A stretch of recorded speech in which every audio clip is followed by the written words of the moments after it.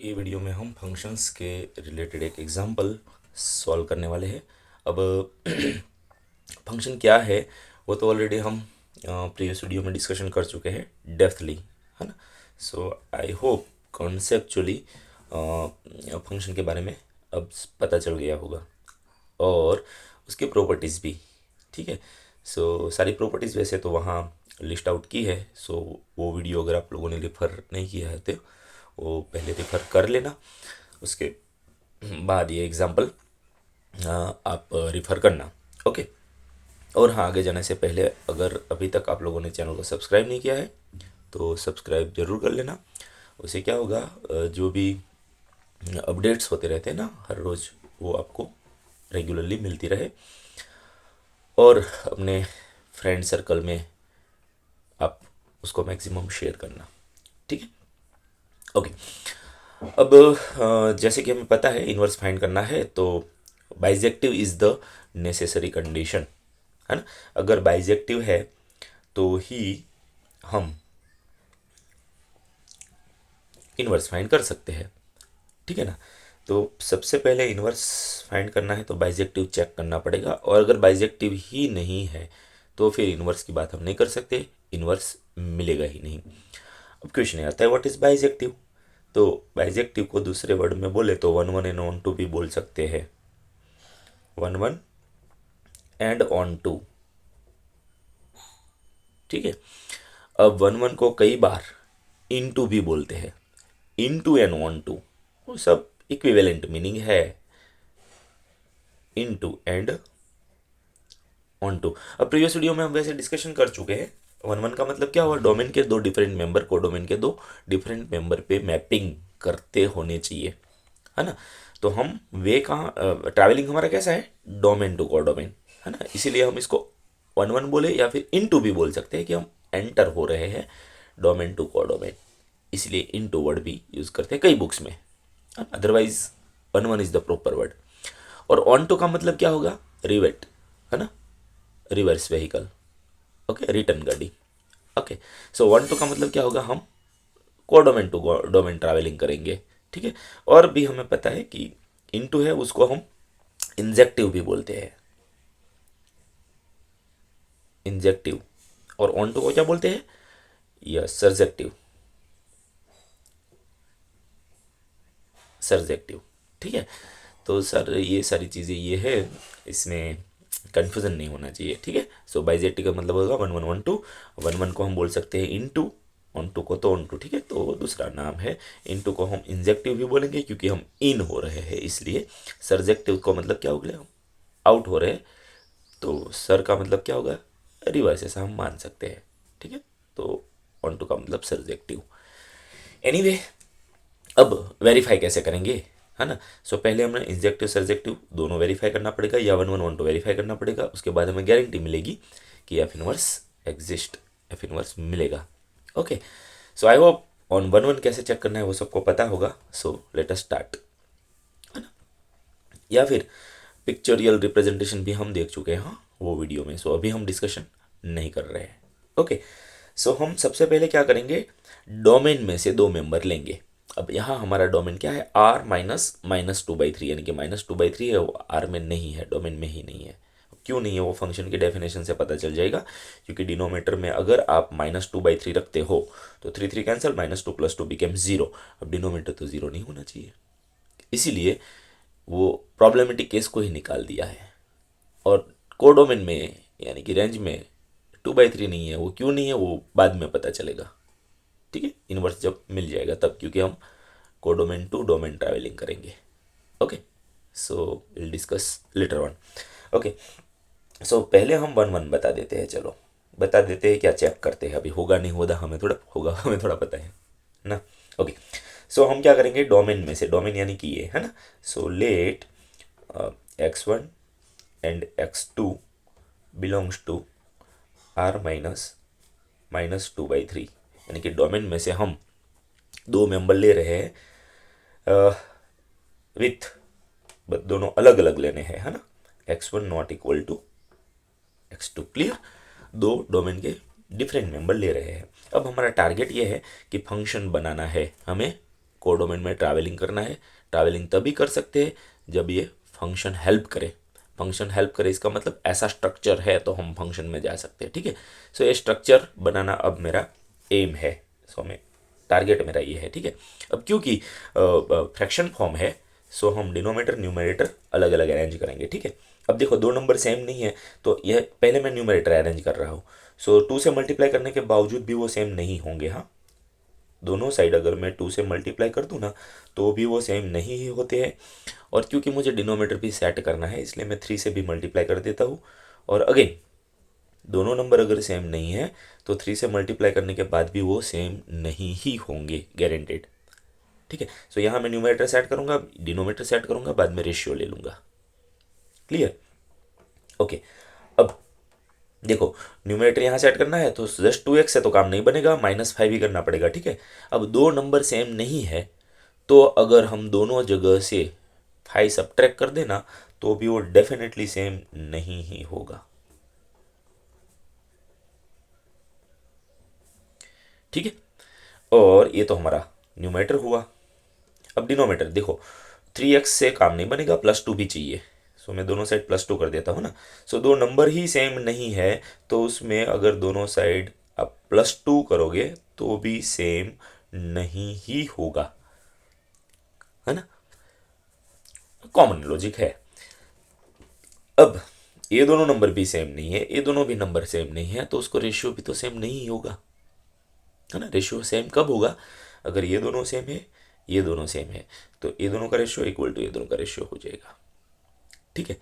सो हम क्या करेंगे, दोनों का रेशियो लेंगे, यानी कि 2x1 - 5 अपॉन 3x1 + 2, वो भी 2x2 - 5 एंड 3x2 + 2। ये दोनों भी सेम नहीं होगा, है ना। दो पेयरिंग सेम नहीं है तो उसको रिलेटिव साइड का रेशियो ले लेंगे तो भी सेम डेफिनेटली नहीं ही होगा।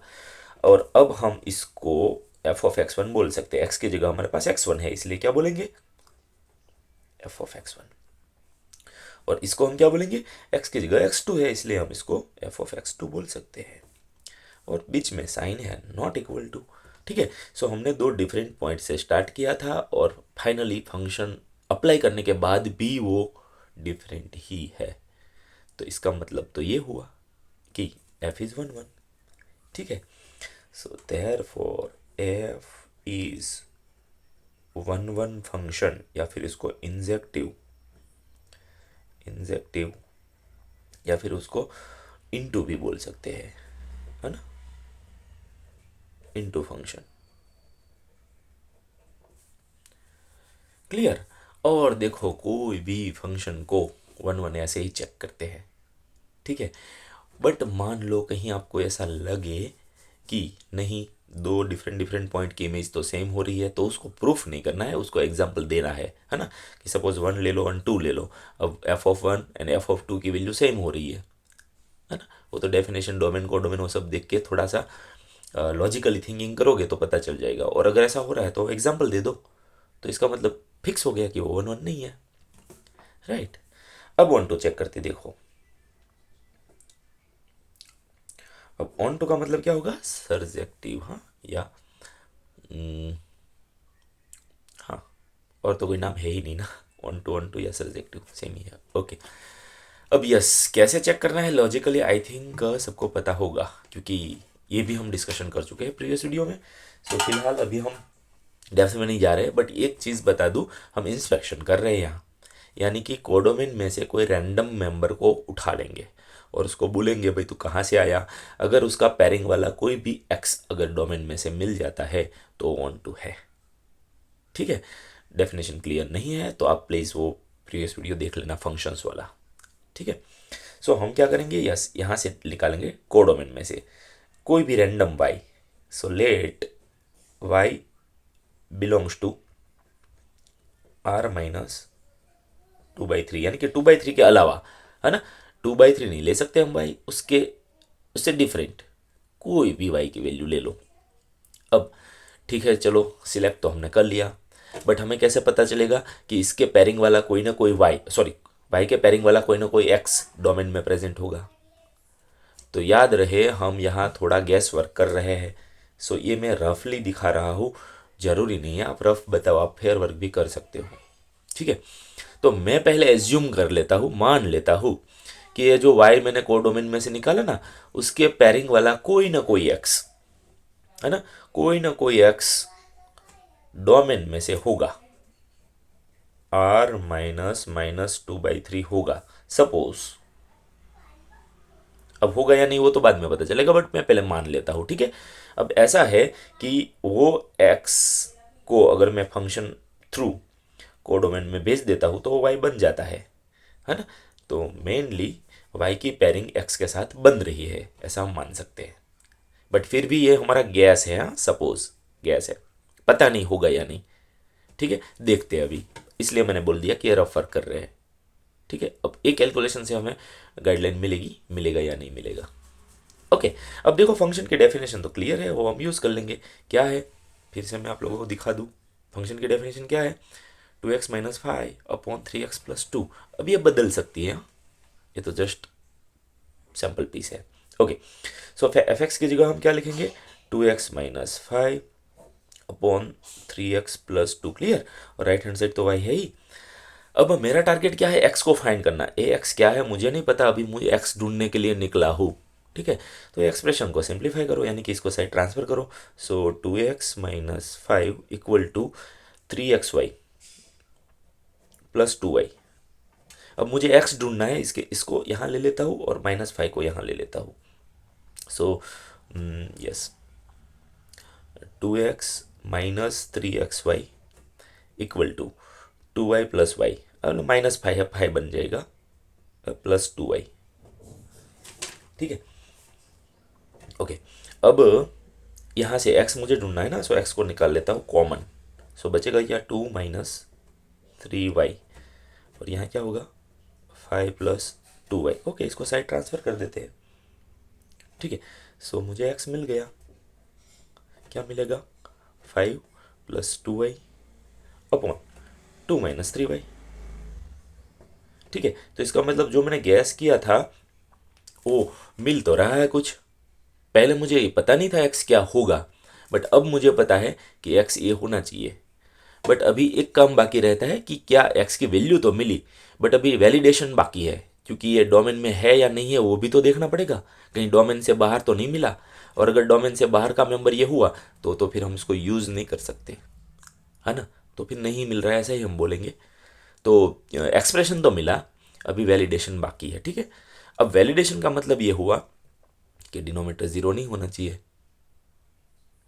ठीक है, अब हमें पता है कि y की वैल्यू क्या नहीं लेनी है। देखो y हमने कहाँ से लिया है, यहाँ बता दूँ, y हमने कहाँ से लिया है, r माइनस 2/3 है ना। सो y हमारा 2/3 तो नहीं होगा, क्योंकि वो पहले से ही नहीं है।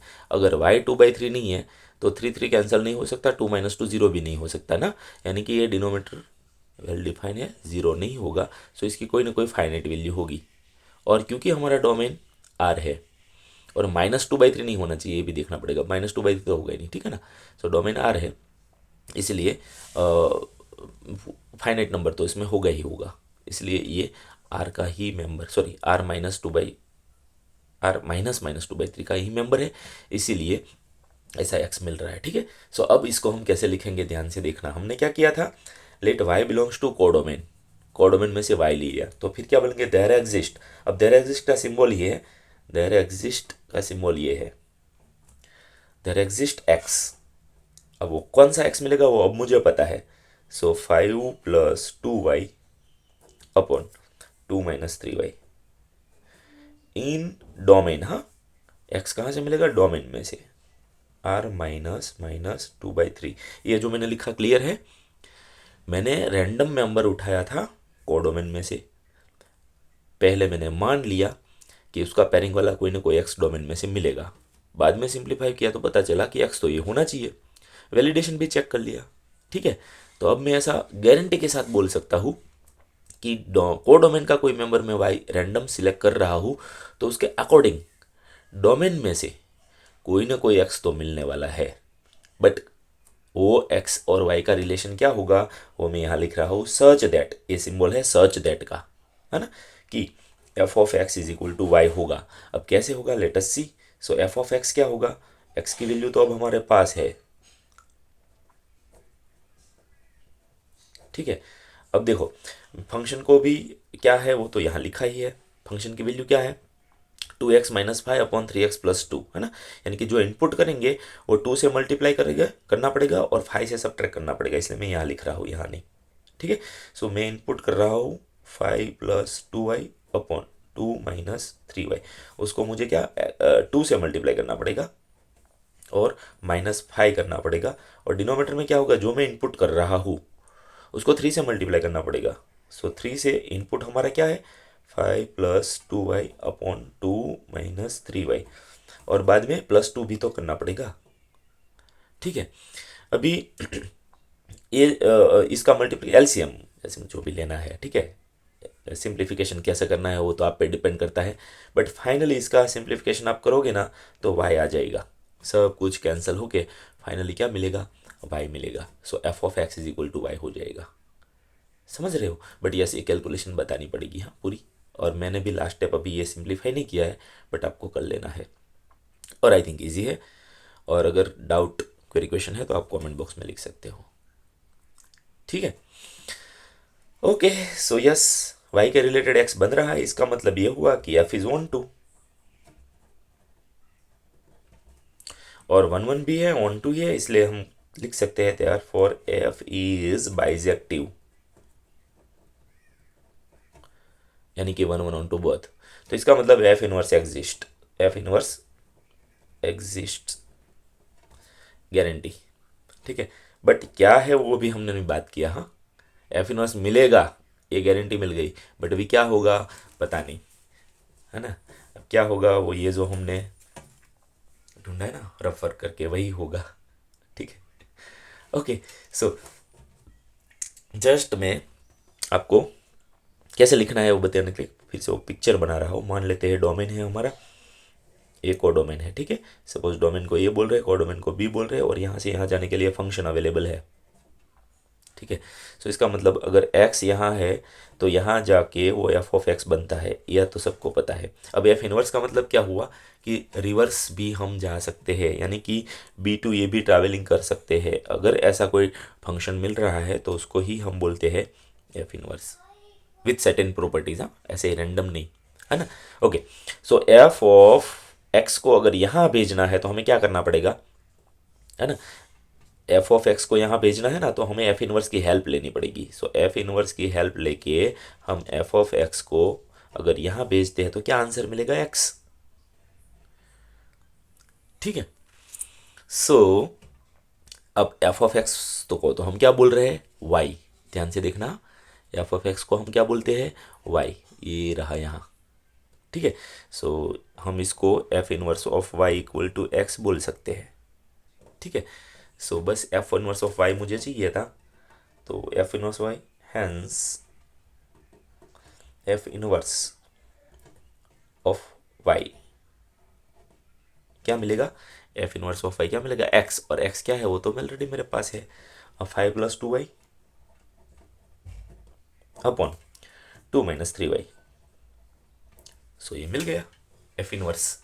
अब फ्रॉम कहाँ से कहाँ होगा ये भी हम लिखना चाहे तो लिख सकते हैं,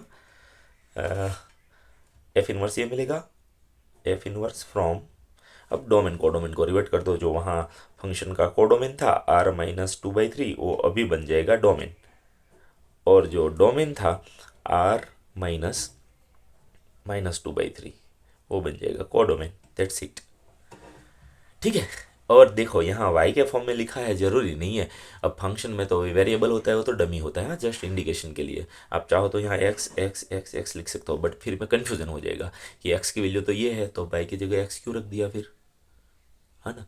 अगर कन्फ्यूजन नहीं हो रहा है तो आप ये फाइनल आंसर में y की जगह x रिप्लेस कर सकते हो, या इनफैक्ट t भी ले सकते हैं, v भी ले सकते हैं, कोई भी वेरिएबल ले सकते हो, जस्ट बताने के लिए, और y ही रहने दो तो भी कोई प्रॉब्लम नहीं होगा, ठीक है। सो ये है पूरा इनवर्स फंक्शन फाइंड करने का गेम विथ स्ट्रेटेजी, ठीक है। ओके। और अगर या कंटेंट आपको पसंद आया हो, वीडियो पसंद आया हो, तो अपने सर्कल में मैक्सिमम शेयर जरूर करना और चैनल को सब्सक्राइब करना मत भूलना, ठीक है। मिलते हैं नेक्स्ट वीडियो में नेक्स्ट टॉपिक के साथ।